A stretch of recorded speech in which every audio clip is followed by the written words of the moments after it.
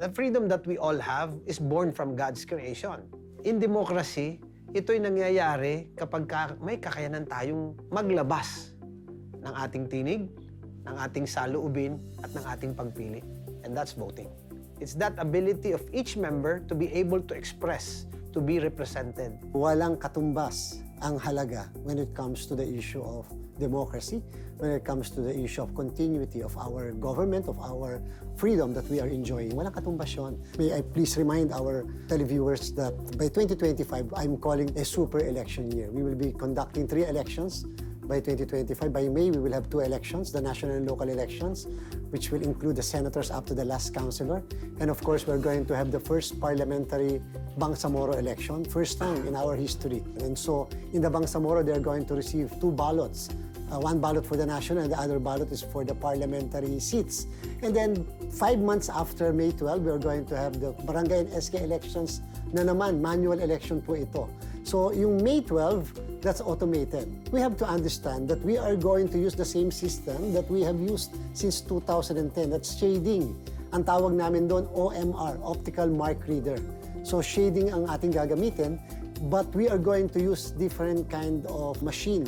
Dito sa 2025 election, we can assure the voters, we'll answer the question, nabilang ba ang boto ko? Kasi dati-dati, hinuhulog natin yung balota, binibigyan tayo ng resibo, tinignan natin yung resibo, mukhang ito nga yung binoto ko, hinulog natin sa ballot box, labas. Hindi pwedeng dalhin ng resibo because that may be used for purposes of vote buying. Ngayon, yung machine natin will have a 14-inch screen first time, para kang may laptop. So pag pinasok mo yung balota mo, makikita mo yung picture image ng balota mo doon sa mismong screen. Tapos bibigyan ka ng resibo. Pwede mo ikumpara yung resibo as against doon sa picture image ng balota. Ginawa talaga namin na 14-inch screen para naman merong feature na pwedeng makita ng mga botante yung mismong picture ng balota niya. First time din, yung mismong machine, before siya mag-transmit ng result, magpiprint muna siya ng siyam na election returns. 9 ERs. And alam mo, mabibigyan ka agad ng kopya before mag-transmit ng results. Ang PPCRV, ang NAMFREL, yung majority, minority party, at pagkatapos yung iba pang groups. And at the same time, magpapaskill ka agad sa labas ng presinto ng election returns. Meaning yung sum total ng lahat ng votes, ipapaskill na kagad namin sa labas for everybody to see. Pwedeng picturean, pwede nilang i-video. The voting hours now would be, I think it's 7 a.m. to 7 p.m. But COMELEC, they've made an announcement already on the early voting for those with persons with disabilities, the elderly or the senior citizens, and those heavily pregnant. It's from 5 a.m. to 7 a.m. For the OAVs naman, they have the online voting or the internet voting. OAVs lang yon. Of course, it's always best to go in early. Paano yung mga dadating ng very late? The poll clerk would have to list down the names of those that have lined. And then, after, turn na nila, the poll clerk would have to call their names. 3 times lang tatawagin. So, pag sinabi, kunyari, Donna, Donna, Donna, hindi dumating yung tao, that person cannot anymore vote. So, first that you need to do, if you're a voter, you have to look for your name, no, in the posted computerized voters list outside of the actual clustered precincts. Kung wala kang makitang posted, you can look at the PPCRV table and then they tell you which precinct you should go to. Those that are listed in the EDCBL and the PCBL are the only ones that can vote. I would normally receive complaints like, "Attorney, I cannot find my name in the list." And then I would realize after, the reason why they cannot find their names in the list because they've been deactivated. A deactivated voter kasi, twice ka that you failed to vote in any regular elections. He should have gone to the COMELEC on or before September 30, 2024 and had himself reactivated as a voter. If hindi niya nagawa yan, he cannot vote. Now, pagdating hindi mo talaga mahanap ang pangalan mo, anong remedy mo? Your recourse would now to go to the Commission on Elections local field office and ask for a voter certificate. If you do that at binigyan ka nila, then you would be able to vote. Otherwise, hindi ka nila talaga papabotohin. Come early, bring your ID, although it's not a requirement to bring your ID because the EDCBL, meron na siyang picture mo at mukha mo. Bring it with you para wala nang question pa. When you get your ballot, there's no more requirement na magta-thumb mark ka because in the past elections, na-realize ng Commission on Elections yung thumb print, kapag nahawakan mo yung gilid ng balot at nalagyan mo siya ng ink, hindi na siya nababasa ng machine. So nasasayang ang boto. So you get the ballot, go to the table, make sure that the ballot secrecy folder is also there. So you go to your seat, shade ka, then you choose na. Remember, there's overvote and undervotes. What is an undervote and an overvote? An undervote is, for instance, we have to vote 12 senators. So in voting 12 senators, say the voter only voted 10. That's okay. Now, what about the overvoting?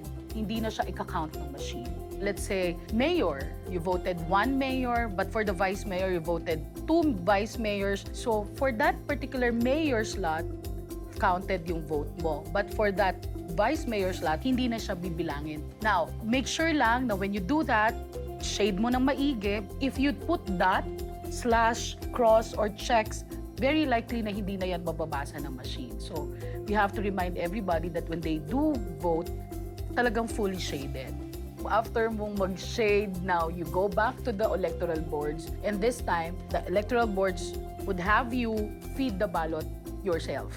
Ikaw talaga yon. The voters are allowed to insert their ballots 4 times in 4 different orientations. Kasi may mga pagkakataon na niluluwa lang siya ng machine. So, pasok mo lang, baliktarin mo ulit, 4 times, 2 different orientations. And after nun, pag hindi pa rin tinanggap, that rejected ballot must be stricken as rejected and signed by all members of the electoral boards.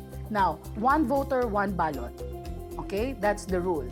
But if the ballot is rejected through no fault of the voter, dapat mabigyan pa siya ng isa pang balota. After that, maglalabas ng picture image. In the preview system, you don't actually see the picture image. Kasi sobrang liit lang ng screen. This time, ganito siya kalaki. So you can actually zoom and then makikita mo nga who you voted for.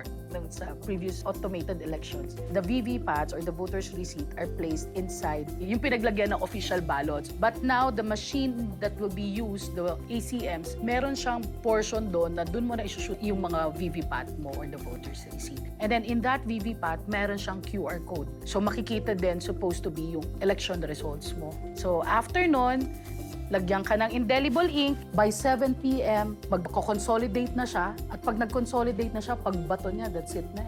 We all know who's going to win. Nation building really is all about our choices. Ang pagboto ay pagpili. Kung sino ang pinili mo, yun magiging ang lipunan mo.